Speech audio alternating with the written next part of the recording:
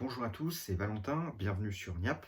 Et aujourd'hui, je souhaitais revenir sur un album que j'ai récemment reçu et lu et qui m'a pris aux tripes. Il s'agit de Putain de Covid, coécrit et dessiné par l'interne de garde et VDC. Donc les deux sont soignants quelque part en France, les deux étaient sur le front du Covid. L'interne de garde, j'en ai pas encore parlé sur la chaîne, donc c'est son premier ouvrage. Et VDC, eh bien écoutez, on en a déjà parlé puisqu'on a évoqué Vide Carabin, qui sont donc ces trois albums qui racontent alternativement ses études de médecine, son externat et son internat. Et puis nous avons aussi évoqué dans une chronique sur cette chaîne précisément, Dossiers médicaux 1 et 2, qui sont en fait les coulisses de ces albums Vide Carabin.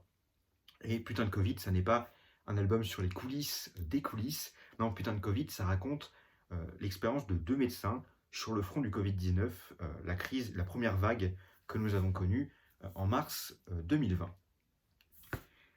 Putain de Covid, comment c'est constitué? Eh bien, en réalité, c'est un ouvrage donc écrit en parallèle. Les deux auteurs ne se sont pas concertés pour écrire. Il y en a un qui a couché ses émotions sur papier, c'est l'interne de garde.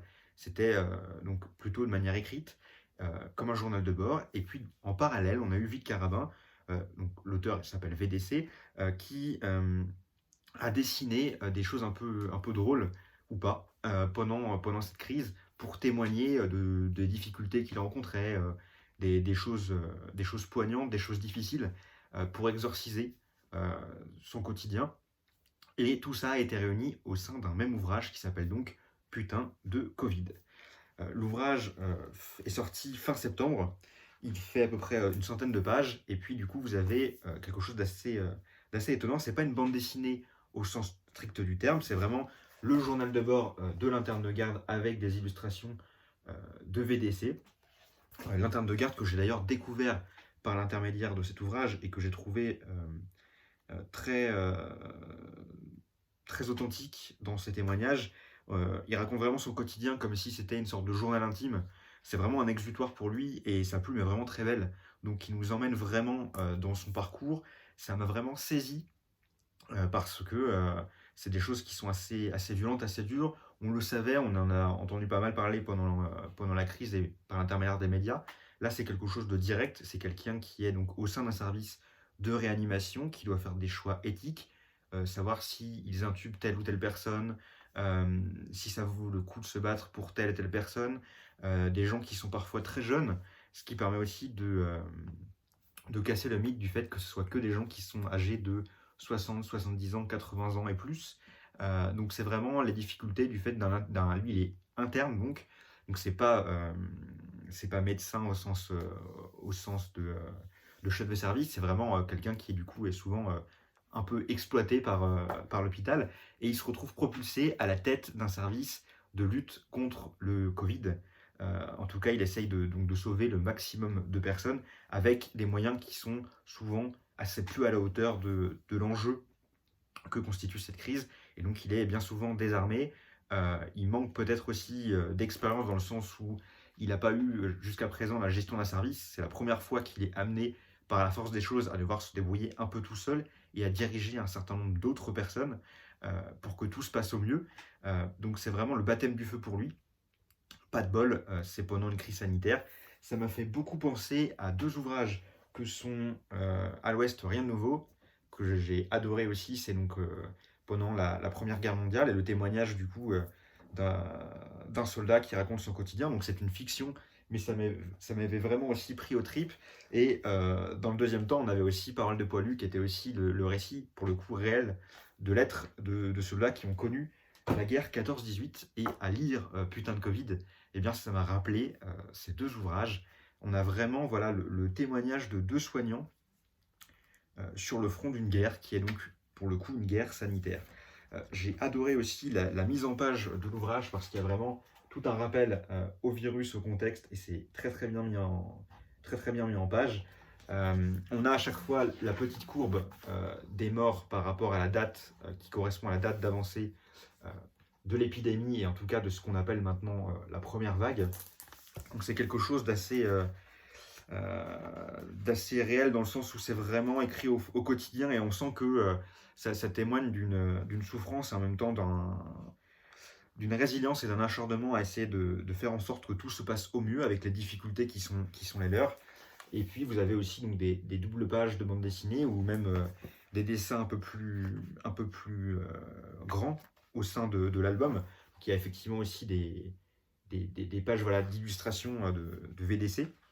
Donc c'est pas que du texte, hein, loin de là, mais c'est pas une bande dessinée au sens où on l'entend d'habitude. C'est vraiment un ouvrage qui est hybride entre une bande dessinée et euh, un journal de bord. Je pense que c'est un ouvrage qui est là encore d'intérêt public parce que c'est le témoignage, donc, comme je le disais, direct de deux soignants vis-à-vis de ce qu'ils ont vécu. Donc il n'y a pas d'interprétation, de récupération politique. Enfin, c'est vraiment quelque chose de spontané et de profondément humain. On a du coup le quotidien d'un interne qui oscille entre gérer les patients et puis qui retrouve finalement son chat le soir avec toute la détresse de il peut pas vraiment s'en occuper parce qu'il est en même temps sur le front, il peut pas voir sa famille. Et le regard du soignant, que constitue d'ailleurs l'interne de garde, mais on pourrait dire la même chose avec VDC, qui porte un regard vraiment différent du confinement, tel que lui il l'a vécu de son côté, avec aussi tout l'événement des gens qui applaudissaient aux fenêtres, mais qui, en parallèle, se promenaient à tort et à travers sans réelle raison, a priori. Donc il y a vraiment un regard voilà, différent et de l'intérieur. Et c'est ça que j'ai beaucoup aimé. Et donc je disais que c'était d'intérêt public parce que ça dénonce un certain nombre de failles du système de santé. Donc, ça peut être sans doute le fait des hôpitaux dans lesquels ils étaient, mais je pense que c'est plus large que simplement le fait des hôpitaux dans lesquels ils étaient affectés. Et je pense que ça peut servir de leçon pour la suite. Et en tout cas, c'est le témoignage de deux soignants que je vous invite à lire et à découvrir pour revoir la crise d'une autre manière. Et moi, ça m'a rappelé en tout cas aux gestes barrières et à l'importance de porter un masque et de respecter un certain nombre de mesures pour éviter que la crise ne se reproduise parce que on a vraiment l'impression que c'était un champ de bataille et le terme nous sommes en guerre me semblait encore plus criant et évident après avoir lu cet ouvrage, donc je vous le recommande. Le seul petit bémol, je me dois de le souligner quand même, ça même si c'était un peu attendu, euh, donc c'est des dessins et du texte qui sont très spontanés. Alors autant le texte il est nickel, j'ai rien vu de particulier, autant au niveau des dessins, il y a quelques fautes d'orthographe qui ont été malencontreusement laissées après relecture de l'éditeur. Donc effectivement, il y avait une démarche d'authenticité, de ne pas toucher à ce qui avait été produit pendant la crise du Covid. Je pense que pour le coup, ces petites fautes d'orthographe, et je crois qu'il y en a 4-5, vraiment concentrées en début d'ouvrage, auraient pour le coup pu être retirées, corrigées, puisque c'est souvent sous format numérique a priori, donc il y a moyen de pouvoir retoucher tout ça. Ah oui, point important aussi, comme c'est du spontané, c'est raconté donc par des soignants, il n'y a pas de filtre par rapport au vocabulaire qui est employé par l'interne de garde ou même de manière plus générale par VDC. Donc ce qu'ils ont fait, c'est qu'ils ont mis un lexique en fin d'ouvrage. Moi j'ai trouvé que c'était assez profitable, ça a vraiment apporté à ma compréhension, c'est bien amené, donc j'ai appris énormément de choses. Sachez donc que si vous souhaitez acheter l'ouvrage, vous pouvez donc le trouver chez votre libraire. Ça fait un carton en tout cas dans pas mal de librairies en ce moment et sur internet. Et si vous voulez soutenir plus précisément VDC, je vous mettrai un lien qui permet de passer par un lien d'affiliation. BDFU qui est donc une chaîne de librairie française.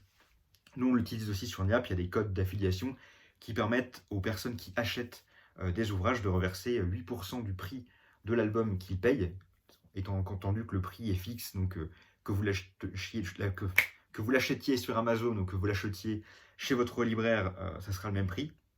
Et il y a 8% de ce prix-là qui finalement retourne soit dans la poche de Niap quand c'est nos liens. Et là, aujourd'hui, j'ai envie de faire un geste et de dire que du coup, ça sera un lien de VDC. Donc vous trouverez son lien d'affiliation en description. Et donc, je vous invite à le soutenir. Quant à moi, eh bien, écoutez, je vous dis à très bientôt. Moi, je continue, mais sur les traces 2. En revanche, ma carte est toujours pas arrivée, donc il va falloir que j'interroge le libraire qui était en charge de la commande pour voir un peu ce qu'il en est, où elle est passée. Et par ailleurs, eh bien, écoutez, il y a de belles choses qui arrivent très bientôt sur Niap. On a un live vendredi qui arrive pour parler de deux albums que sont Carbone et Silicium et le culte de Mars de Moby Dick. Donc voilà, on aura aussi un live très certainement fin du mois d'octobre pour vous parler de bande dessinée en lien avec Halloween. et